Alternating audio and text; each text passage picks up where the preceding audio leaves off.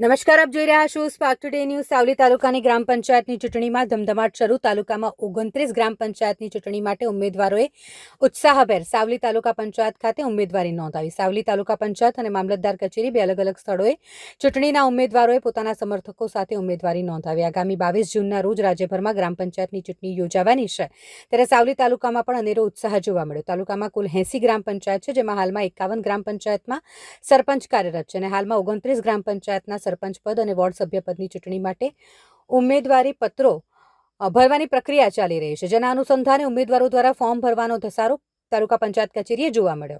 સાવલી તાલુકા પંચાયત કચેરી ખાતે 28 ગ્રામ પંચાયતના ઈચ્છુક ઉમેદવારોએ સરપંચ પદ માટે તેમજ તેઓના વોર્ડના સભ્ય પદના ઉમેદવારો માટે ઉમેદવારી પત્રો ભરવા માટે પોતાના સમર્થકો સાથે ટેકેદારો સાથે આવીને ઉત્સાહ સાથે ઉમેદવારી નોંધાવી।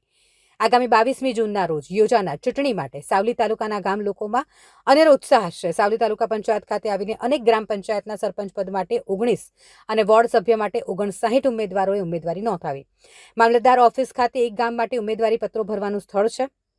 ઉમેદવારોએ પોતાના સમર્થકો સાથે ત્યાં ઉમેદવારી નોંધાવી। કેટલાક ગ્રામ પંચાયતમાં તો ભારે ઉત્સાહ સાથે પોતાના મત વિસ્તારમાં લોકસંપર્ક અભિયાન પણ શરૂ થઈ ગયું। ઉમેદવારી ફોર્મ ચકાસણી બાદ ચૂંટણી જંગમાં કેટલા ઉમેદવારો રહે છે તે જોવું રહ્યું। તાલુકાના અનેક ગામોમાં સરપંચ પદ માટે ભારે રસાકસી જામશે એવો માહોલ સર્જાયો છે।